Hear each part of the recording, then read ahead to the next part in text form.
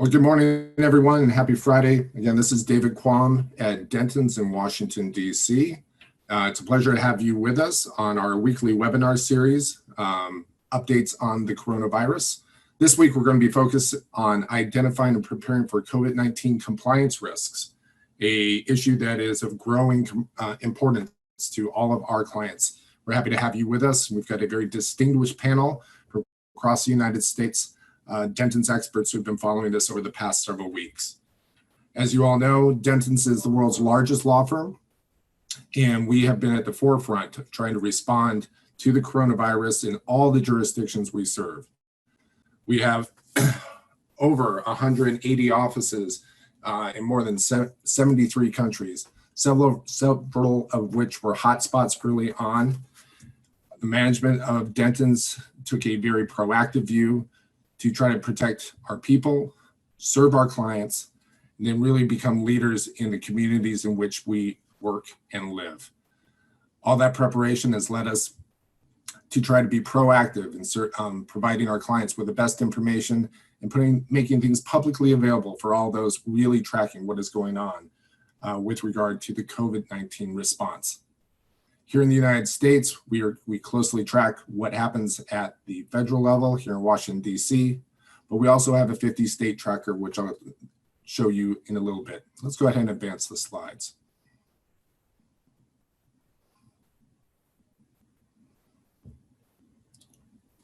One more, please. And one more. Thank you. As everybody knows, every state in the United States has declared a state of emergency. All are reacting to what has happened with regard to the virus. There are unfortunately both infections and deaths in all 50 states. As a person who helps run our Dentons 50 network, which is our state network, we have affiliates on the ground in all 50 state capitals. We are aware and work with governors, state legislatures, but also county and local officials in assisting them in responding to this pandemic. The governors are meeting together on a weekly basis, both with the President of the United States and with each other, comparing best practices across the United States and how to best respond. Let's go ahead and move forward one. One of the biggest issues that we are currently tracking, and that's of great importance to everyone, is the reopening of the economy and the reopening of states. There's a lot of information out there about states and how quickly they are moving. As you take a deep dive into some of the executive orders, you find that states are trying to take a go slow approach. Even those who've said they're reopening quickly, they're really doing it in phases. Let's go to the next slide, please. In order to follow what is happening in the states, Dentons has put together a 50-state tracker. This is available on our COVID-19 hub through our website. That tracker provides information on what the states are doing at the governor level, what some of the state agencies are doing, but then we also take a deep dive both into the city and county level. If you're tracking what's happening from a policy standpoint, you need to know not only what's happening in Washington, D.C., but really what is happening with the states and the localities. Taking all of that together is the only way to truly respond. Let's go ahead and move forward. The latest update from Washington, D.C., of course, came last week with a passage of yet another rescue package. This one was really to fill in for the very popular Paycheck Protection Program, which ran out of money inside 2 weeks. They added over $321 billion to that program. Another $60 billion in economic disaster loans, $75 billion in emergency relief for hospitals, and $25 billion to ramp up coronavirus testing. Testing at the federal level has become a clarion call, with many agencies, including the Department of Health and Human Services, focused on testing and working with the states to coordinate how to test the most vulnerable Americans first in each state, and then expand testing. You also saw this week that the city of Los Angeles has now opened up to offer free testing to all of its citizens. They are the first jurisdiction to do that, and probably the sign of a trend that will continue across the United States. This bill is part of a long series of bills in responding to the coronavirus package. The CARES Act, which provided almost $2.3 trillion in relief, had over 62 programs that went to state and local governments to try to assist in bolstering different parts of the response at the state and local level. That also included $150 billion directly to state and local governments. All that money was released as of last week. State and local governments are now finding ways to use that money, and it's directly in response to expenditures they made with regard to the coronavirus pandemic. In the next bill, there will be an effort to try to stimulate the economy and get people back to work. We have unprecedented levels of unemployment in a very short period of time. Congress starts to come back to town next week, with the Senate coming back into session. The House will come back into session probably 2 weeks from now. The entire focus will be on the next bill. How do you stimulate the economy, put people back to work, and still make sure that we are responding to both the current pandemic and what may come in the coming months. That bill provides an opportunity for everybody carefully tracking policy and what happens at the federal level to try to get involved and make sure that your interests are heard. If we can be of any assistance here at Dentons, please feel free to contact us. Again, we are tracking not only what's happening at the federal level, but also at the state and local level as well. Now, before I turn to our speakers, as we move forward, everybody's lines are muted. If you have questions, please use the chat function to send questions into us. If we have time at the end, we'll take a couple. And if we don't get to your question, we will follow up after this program. This webinar and the presentation will be available on the Dentons website and our COVID hub following this presentation. We really appreciate you being with us. Now, let me turn it to our experts, and we're going to turn it over to my partner, Dick Kiefer, to lead the rest of the program. Dick, it's all yours. Thank you, David. Good morning, everyone. Most everyone is familiar with the $2.2 trillion in CARES Act funding, but many people are not aware that the CARES Act also included over $100 million for enforcement audits and investigations. Congress anticipated widespread fraud relating to the COVID-19 pandemic and created a special inspector general for pandemic recovery and a pandemic response accountability committee as part of the CARES Act. And both of these, the inspector general as well as the committee, are mandated in the CARES Act to conduct audits and investigations to prevent and detect fraud, waste, abuse, and mismanagement, and to refer to the Department of Justice cases warranting criminal prosecution. If you can advance the slide, please. Next one. Now, why did Congress appropriate $100 million for enforcement actions as part of the CARES Act? The answer is really pretty simple. Next slide, please. It was relying upon recent history. The last large government bailout, the Troubled Asset Relief Program, or TARP, created after the 2008 financial crisis, has resulted in approximately 300 corporate executives and businesses being prosecuted and convicted of fraud and other criminal offenses, and financial recoveries of $11 billion. The federal government, including Congress, anticipated a similar amount of fraud and criminal activity flowing from the $2.2 trillion in CARES Act funds and the additional funds that have been or will be appropriated in the weeks and months ahead. Attorney General William Barr has already announced that the Department of Justice must remain vigilant in deterring, detecting, investigating, and prosecuting wrongdoing related to the COVID-19 pandemic. The Justice Department has mandated that all 93 United States attorneys throughout the United States create a coronavirus coordinator to oversee audits, investigations, and prosecutions in their respective federal judicial districts. In addition, many other federal and state enforcement agencies are also gearing up for coronavirus-related investigations and enforcement actions. These include the SEC, the Federal Trade Commission, OSHA, and many other agencies. And beyond that, state attorneys general and local state prosecutors have already announced throughout the United States that they will also aggressively pursue allegations of fraud and other criminal violations related to the COVID-19 pandemic.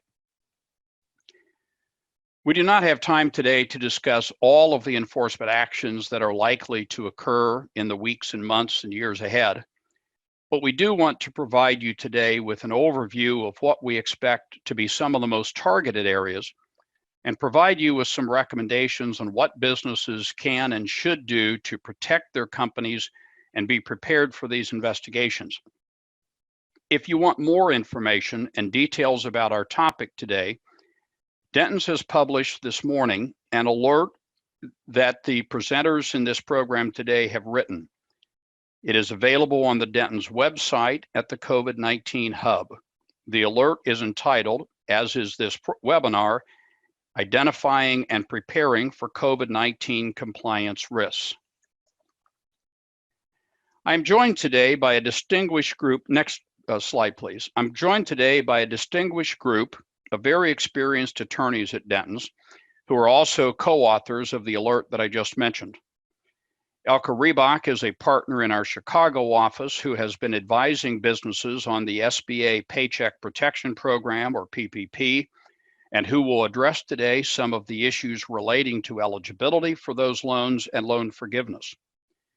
Rachel Cannon is also a partner in our Chicago office and a member of Dentons White Collar and Government Investigations Practice Group.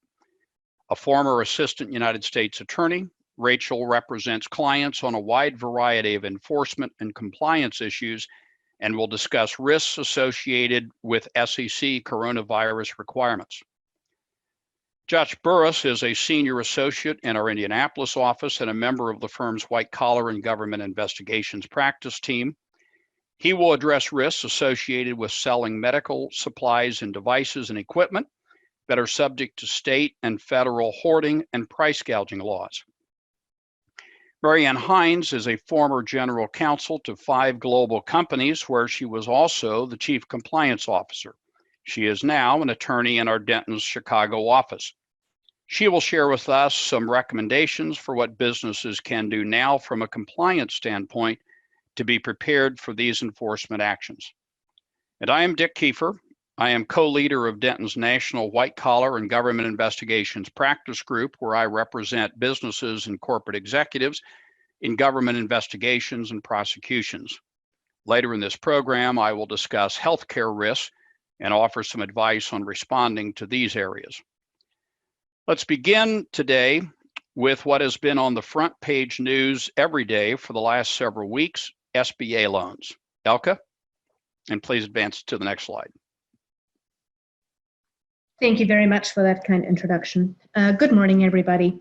Delighted to be speaking to you today. As I am sure you all are now familiar with the basic outlines of the Paycheck Protection Program.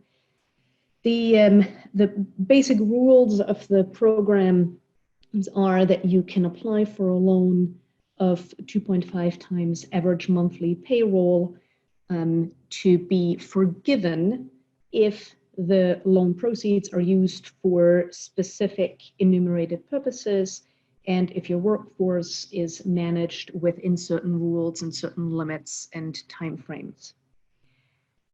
What has been in the news recently is what we're focusing on today. And let me give you a brief overview of the legislative environment and regulatory environment that we've been living in, which has created these headlines. The CARES Act itself was enacted towards the end of March.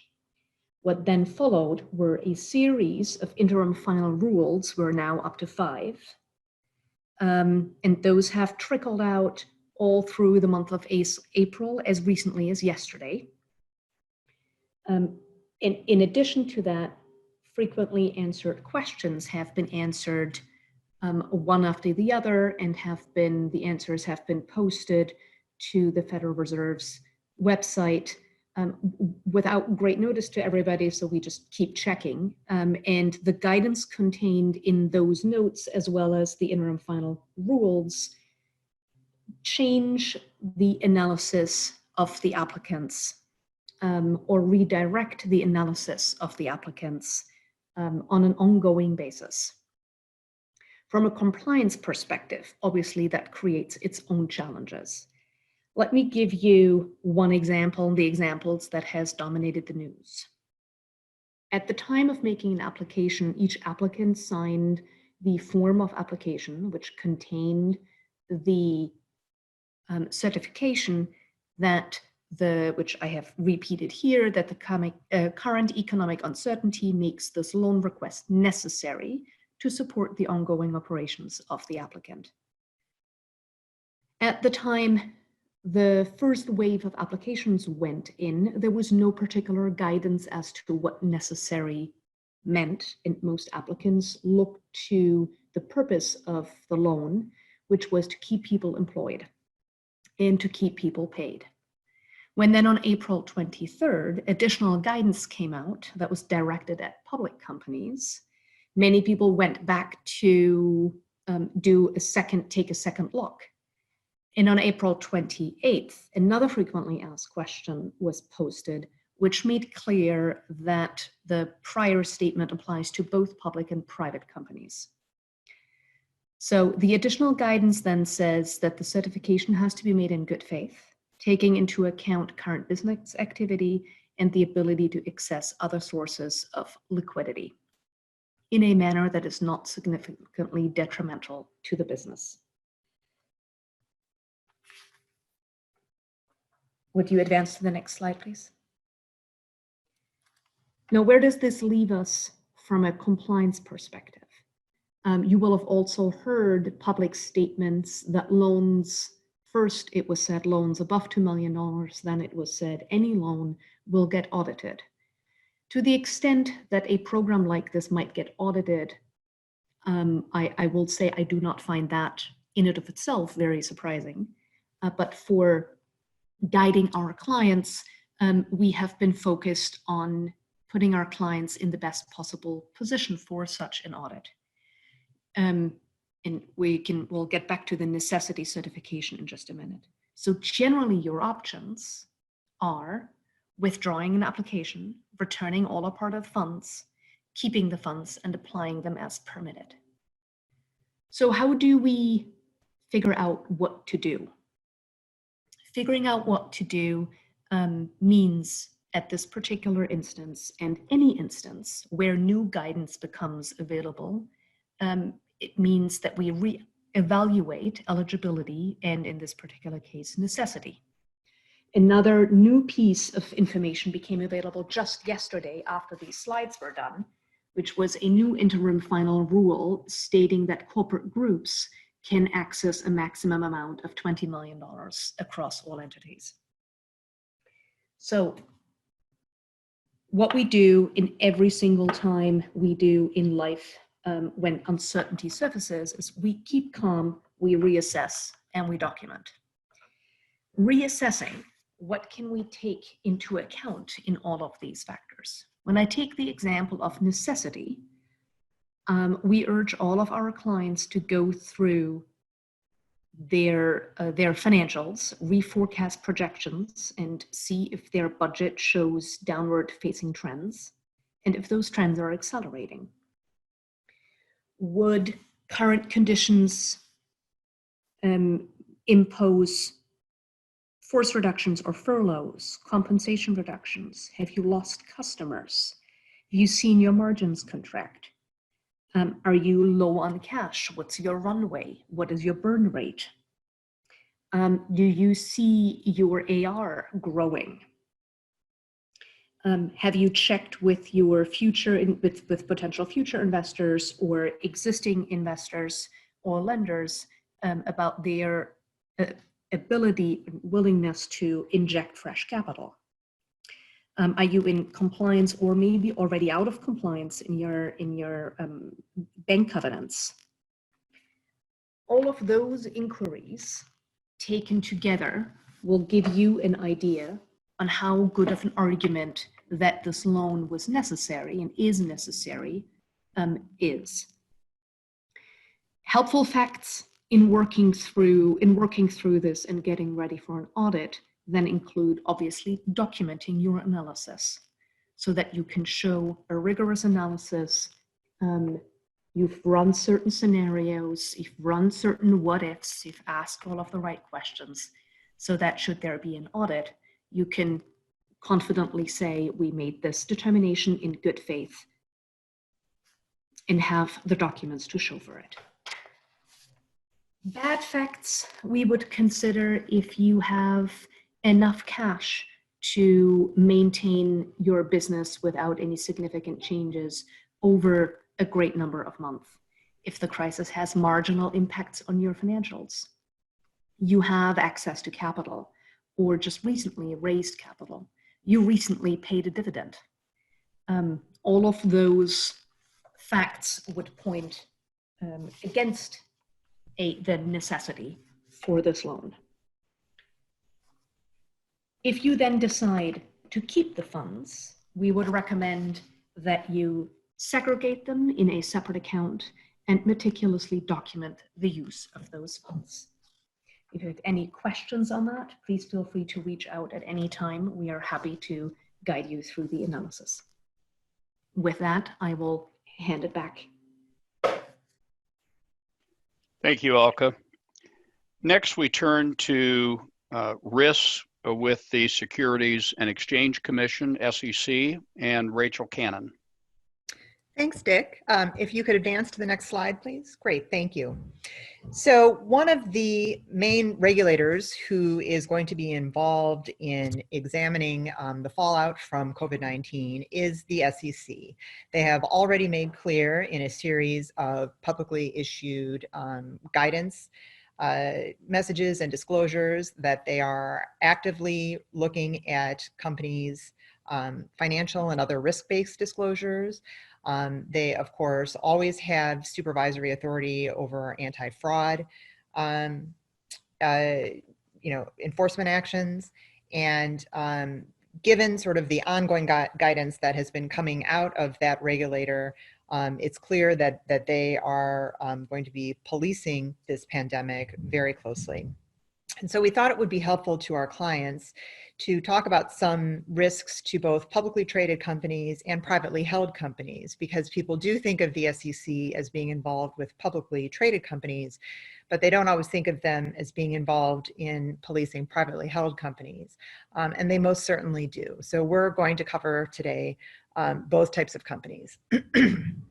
So in terms of publicly traded companies, in our view, the two biggest enforcement risks coming from the SEC are, one, failing to provide adequate financial and other risk-based disclosures, and two, insider trading. And we'll talk a little bit about each of those. In terms of inadequate disclosures, it's safe to say that COVID-19 is probably a material risk for virtually all public companies and almost certainly should be disclosed as such. There may be some companies, of course, who are benefiting from the pandemic. There certainly are some companies like that.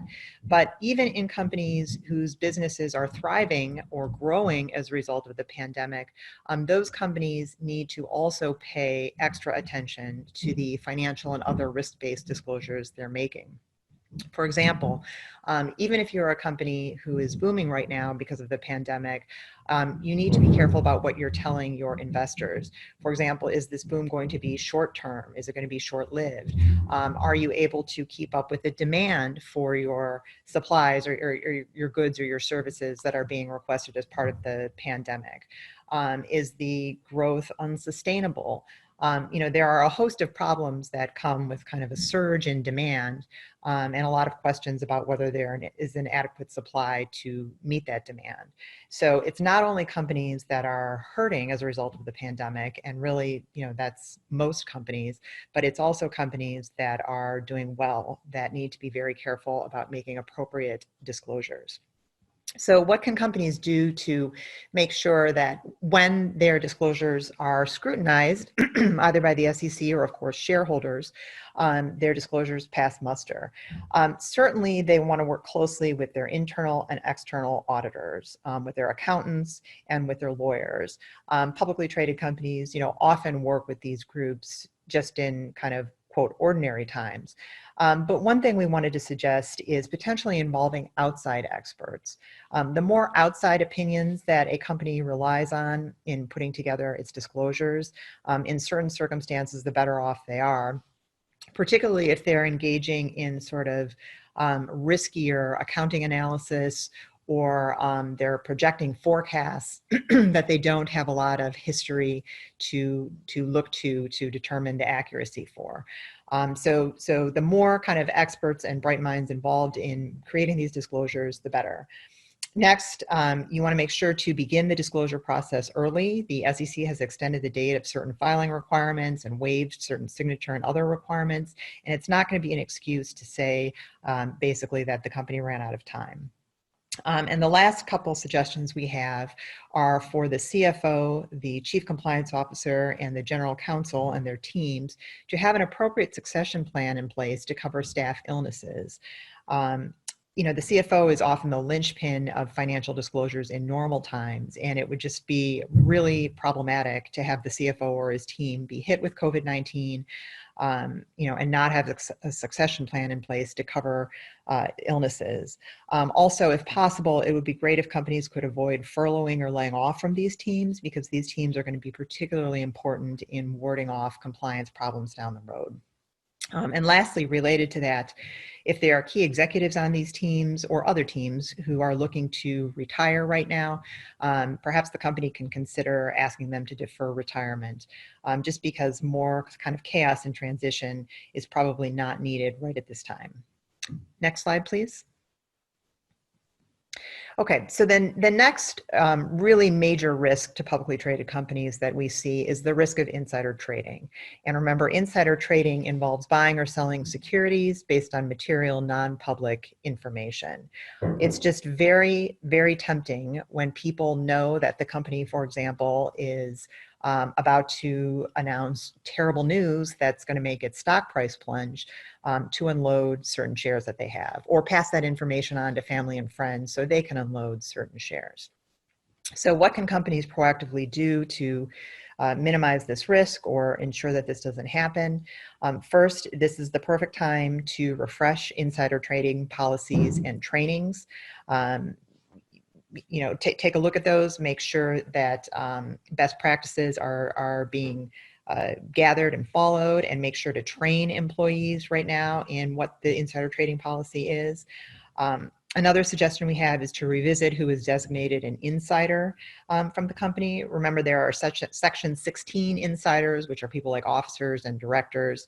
But a lot of companies will often designate a broader group of people as insiders for purposes of possessing material non-public information.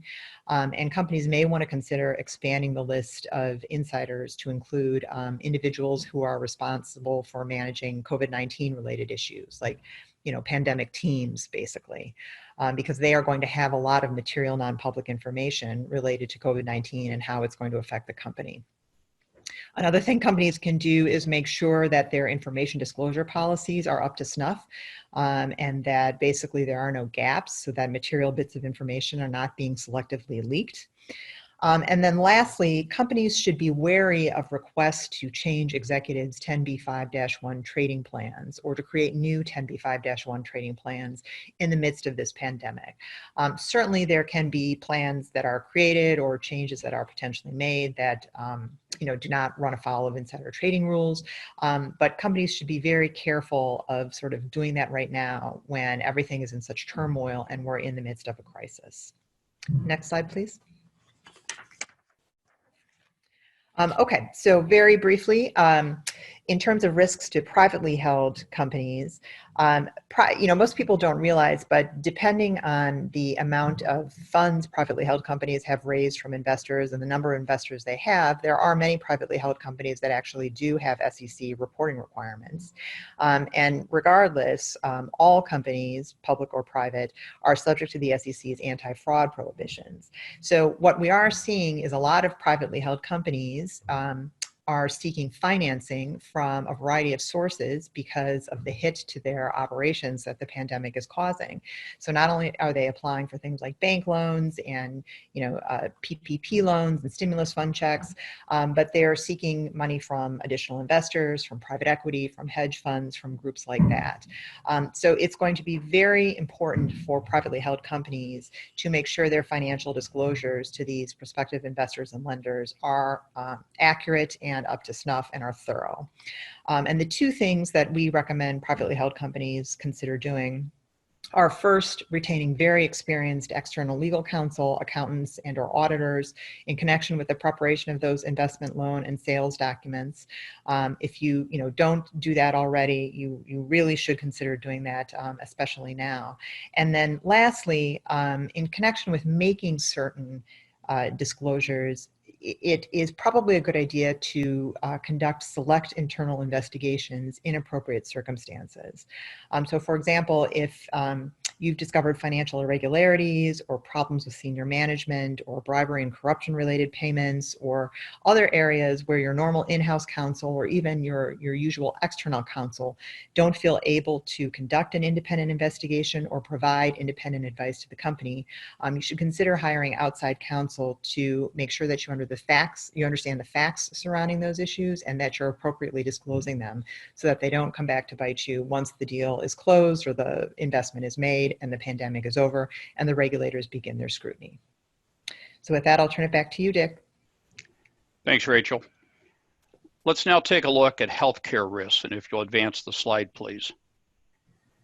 Our first concern is risks of producing and distributing defective products and liability that businesses are exposed to for emergency production of medical supplies, medical equipment, including personal protective equipment or PPE, and drugs or other medical treatment for the coronavirus. There's an urgent need for COVID-19 test kits, medical supplies, PPE, vaccines, treatments, and other supplies. And this need creates a pressure on speed. The FDA, for example, has issued what it calls emergency use authorizations to expedite getting needed medical test kits, supplies, and equipment to those with an urgent need for them. But in doing so, the FDA weighs the need for the emergency use against the risk of approving the product without testing that would be performed in a non-emergency situation. And many companies have also done the same thing. They've either suspended or modified their routine internal quality control procedures, either because their staff is working remotely or because of the speed needed to meet the urgent need in this pandemic that we're facing. The problem is that these pressures and suspension of normal safeguards create a heightened risk that the products that are produced are going to be defective or that there's going to be other errors in them that could result in risk of harm or death to the end users, including either healthcare providers or patients. So one question being asked by many is whether their businesses are protected by the PREP Act immunity in these kind of situations. In 2005, Congress enacted the Public Readiness and Emergency Preparedness Act, or PREP Act, which among other things amended the Public Health Services Act to provide for immunity from liability in certain health immunities. But the PREP Act requires a declaration that there is a health emergency. So on January 31st of this year, Secretary Azar of HHS issued such a declaration. He declared a public health emergency for the entire United States to aid in the nation's healthcare community response to the COVID-19 outbreak. Pursuant to the PREP Act and the Secretary's declaration, Businesses that qualify as what the PREP Act calls covered persons and who provide covered countermeasures as defined in the PREP Act and as defined in the Declaration are granted immunity from tort liability for certain activities covered by the Declaration. However, covered persons under the PREP Act are not immune for what's called willful misconduct, nor are they immune from fraud or other criminal conduct. Businesses should therefore consult with their attorneys about their particular business and whether the PREP Act immunity may protect them. So what about the False Claims Act? Does the PREP Act provide any kind of immunity under the False Claims Act? Well, if we look at the False Claims Act obviously deals with claims submitted to the federal government for payment, and there's also state False Claims Act in almost every state for claims submitted to state agencies. And the essence of a violation of the False Claims Act is the submission of a claim with a fraudulent representation. The False Claims Act requires that the government or a whistleblower in filing an FCA case prove that the claim was knowingly submitted. That is, that at the time it was submitted, whoever submitted it knew that it was false and contained material false representation. But Congress defined the word knowingly in a very, very broad and expansive way. Knowingly under the False Claims Act includes actual knowledge, but it also includes deliberate ignorance of the truth or falsity, or reckless disregard of the truth or falsity. And arguably, if a claim is false under the False Claims Act because it was knowingly submitted, a strong argument can be made by the federal government that it constitutes willful misconduct as defined by the PREP Act, and therefore there is no immunity from liability if the claim violated the False Claims Act. And nor does the submission of issuance of defective products, if there's fraudulent activity or criminal activity, provide any immunity, because the PREP Act does not provide immunity for criminal fraud. Next slide, please. So what can companies do in this difficult environment? Obviously, the first is to insist on accuracy in the representations about the product. But to the extent that companies are relying upon representations to them from their suppliers or from other sources, it is essential that they document now the basis upon which they have made the representations about the quality of products that they're making. If you look back to the investigations and prosecutions that followed the TARP Act in 2008, many of those investigations did not even begin for 3 or 4 years after the acts took place.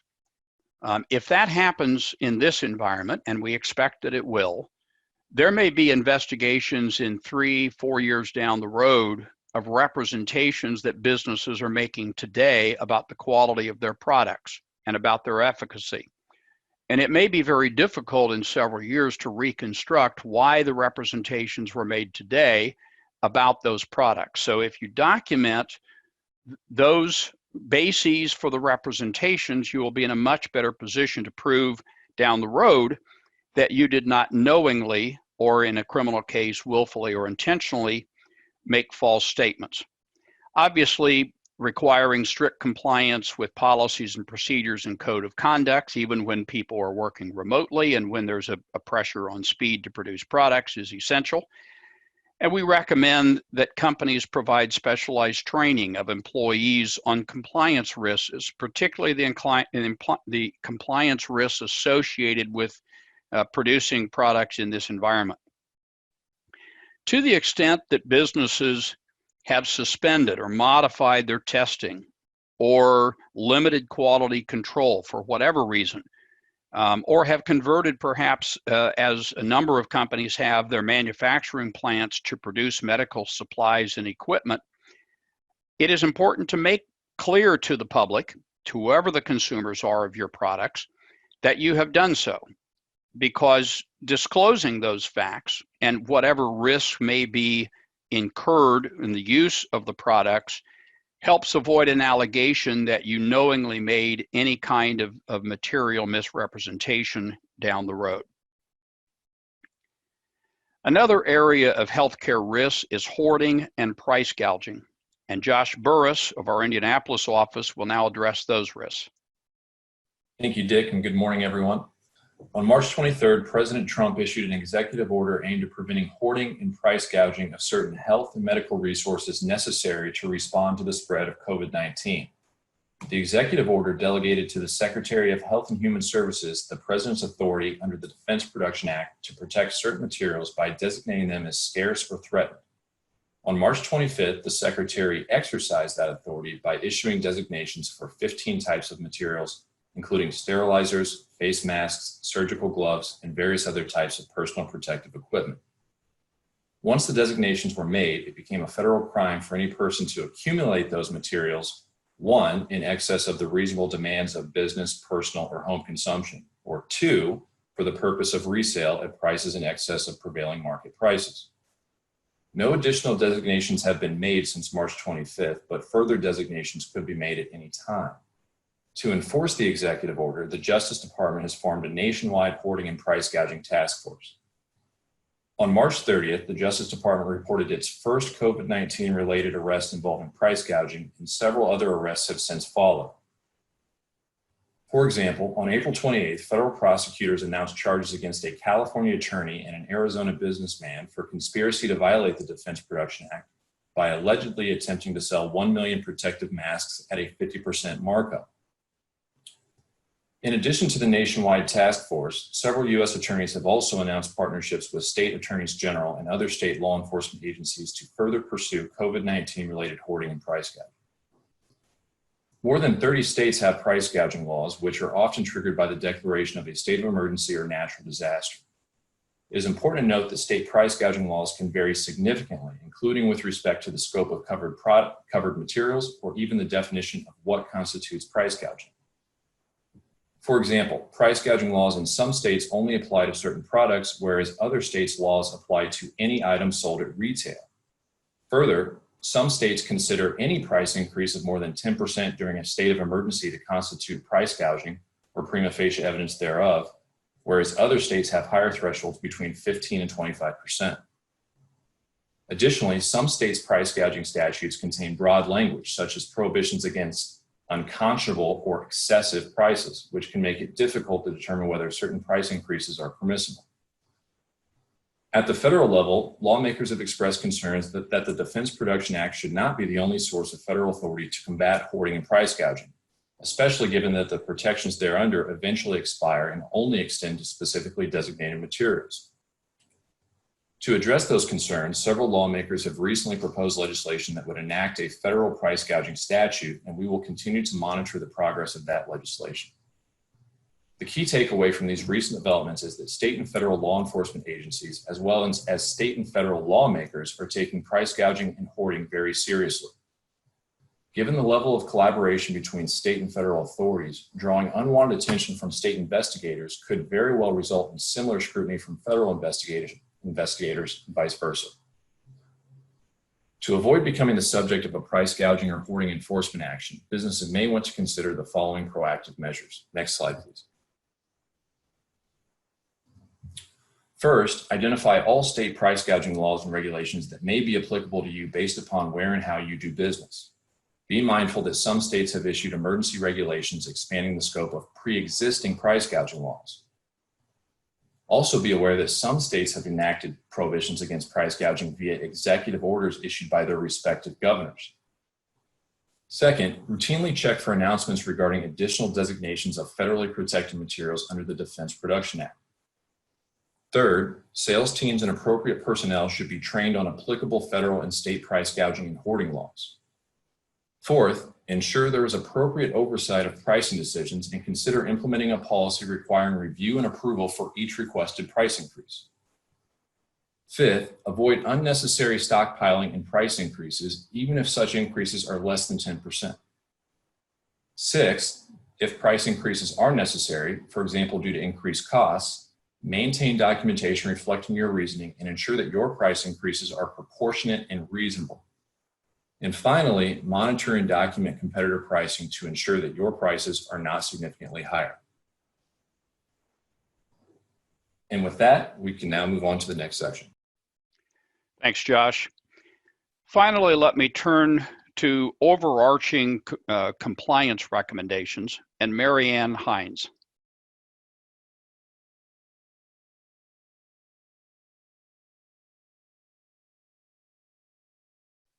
Mary Ann, are you there? Yes, I'm so sorry. I want to wish everyone a good morning and thank you for being with us. I'd like to start by saying that after nearly 40 years in your chair, I truly feel your pain, and I feel the pain of your executives. Could you advance the slide, please? A crisis is a time to be observant of compliance, not blind to it. And as the former GC of 5 global companies in diverse industries, including computer and information technologies, aerospace and manufacturing, mining and chemicals, and food production, I have seen my share of emergencies in such cases. Compliance and crisis provide the roadmap for stabilization. What standards will we be judged by in the future when new standards are evolving in this crisis, minute by minute?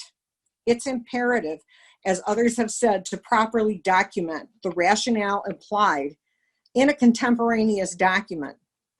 In a recent Delaware case of Hughes versus Hugh, pointed to the absence of documents as evidence to sustain an oversight claim against directors. This is really significant. Today, less is not more, because there are significant, rigorous examinations you're going to be subjected to. So I have 4 tips for you. 1, maintain and strengthen your compliance departments. Ensure you have the best bench strength for the task at hand. Be mindful that you may need to fight for resources and be ready to. And remember that your actions, documentation, and communications are absolutely critical. Be careful about the privilege. Make sure to privilege appropriate communications. Number 2, identify risk areas and develop specific compliance components to address them. Again, revisit and update your code of conduct and your enterprise risk management analysis. That's critically important at this time particularly. Board governance must be maintained. You have to analyze new risk dynamics and factors of risk. Look at cybersecurity and data risks in your virtual communications. Examine the risk of viruses spreading in your workplace and your continuity plans. As Rachel said, look at your financial stresses, debt covenants. Do the financial folks actually understand their fiduciary duties and how principles of fair disclosure apply? There are operational uncertainties. I can see you in your minds going through your plans. Are those uncertainties shared with senior management teams? It's absolutely critical that that happens. Are you dealing with new supply chains? And how reliable are they? Have you kicked their tires and audited them? Are you qualifying new vendors, suppliers, and distributors with a ticking time clock? Also, are there new alternative arrangements, new intermediaries, joint ventures? And are those sound, or are they full of antitrust temptations? And if they're full of temptations, please make sure that you are providing guidance to your executives. How is environmental health and safety going? I was in charge of EHS at most of my companies. Are the managers shortcutting the quality process? Are environmental concerns being hushed up? And look at accounting and internal controls. Are you as compliance locking hands with internal audit? It's critical that you do this, all the more so right now. Number 3, Dick talked about training employees. New and old employees need to be trained and supported. At a time of crisis, some people feel that it's important to home cook, and that's not the time to do it. You should be using virtual training and always encourage communications with employees and other stakeholders. Compliance is in everyone's interest. I want to emphasize that. Yes, we want to make it through this crisis, but we are going to be facing rigorous examinations in the future. Number 4, enforce compliance. These are times for the Global Compliance Committee to be regularly video conferencing with local compliance committees. That helps to ensure that the local teams know the communication pipeline is wide open. Even if the top country person is on the committee, the familiarity built up with the global members asking questions and getting responses, that's going to elicit the dialogue, especially needed at these times. After crisis, it's a time to stabilize, recover, and reform. And as you've heard from the folks in front of me, you can readily see that these experts can help you on your way. Thank you very much, Dick. Back to you. Thank you, Mary Ann. Next slide, please. As David mentioned at the very outset, attorneys at Dentons have a broad range of experience and expertise in assisting clients in identifying the risks that are posed by the COVID-19 pandemic and developing ways to protect our clients. So if we can help, feel free to give any of us a call. We have not had any questions submitted via the chat, but if any of you do have questions, feel free to contact any of the panelists. Next slide, please. And with that, David, I turn it back to you. Thank you so much. For all those of you who have attended and listened, thank you for your time this morning. Here at Dentons, again, we remain committed not only to our people and our clients, but the communities into which we work and live. Our panel of experts will be free to answer questions. I encourage you, if you have any, to use the emails, reach out to us. We are here to help. We hope everybody has a very healthy and safe weekend, that you and your families are well, and we encourage you to come back and visit us again on our weekly web series every Friday at 11 a.m. With that, thank you for your time and attention, and we'll be back with you soon.